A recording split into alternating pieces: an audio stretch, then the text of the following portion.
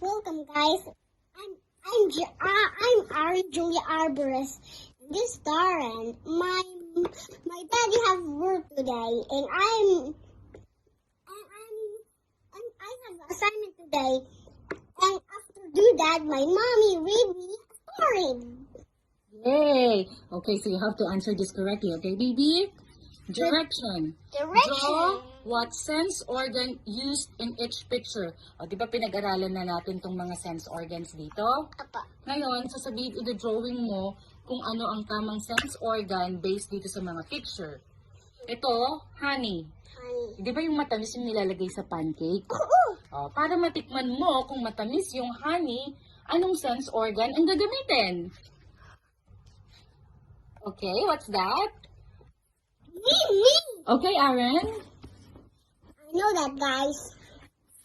I know that, mom and daddy. Okay, what's that? Oh. Good.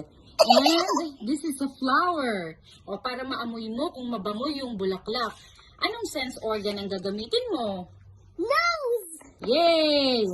Ito naman, magandang tanawin. O para makita yung magandang tanawin, ano ang sense organ na gagamitin? Me. Okay, Aaron. Eyes. Good. Ooh, Aaron is singing. So para mapakinggan natin yung magandang boses ni Aaron, anong sense organ yung gagamitin natin?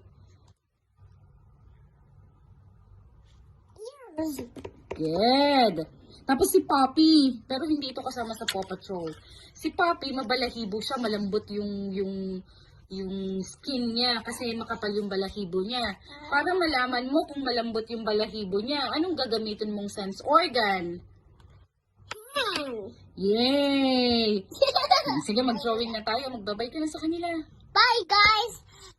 Today I have a nice day. Now I will draw. Now, guys, I love you so much. Bye.